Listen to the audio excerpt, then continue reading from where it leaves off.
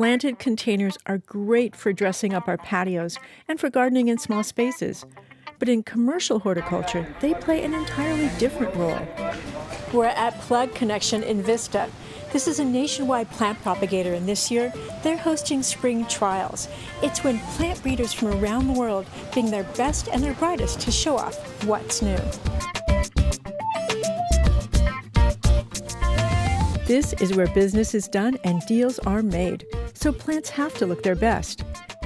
The goal at spring trials is for the plants to capture the attention of growers and brokers and buyers, even garden riders like me. So putting these displays together is everything. Josh Schneider of Cultivaris shared some insider tips on creating dazzling flower containers like these.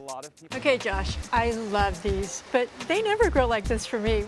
Tell me what you're doing. Well, I mean, the key is starting out with a big moss basket or some sort of larger container. Like I said, good potting soil. But then you can start out with a really well-branched plant and plant maybe 3 to 5 of these in a basket. 3 to 5 quarts you're talking about. Yeah, a great, you have a nice quart that's bushy and well-branched. You remove anything that looks long and straggly, and then plant them at the same level and sort of tilt them a little out. So kind of like this. Yeah. So the key is, this is not one plant. This is not one plant. They will get this big on their own. They just take a longer time.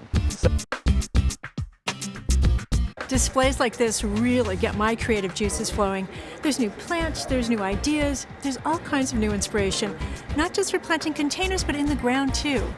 Now, you can do what the experts do here. You just need to know a few tips. Start with the largest pots and the best quality potting soil you can find. While these pots look like they're filled with a single plant, they're actually 3 or 4 or even 5 smaller plants, all one variety planted together to make the pot look really full.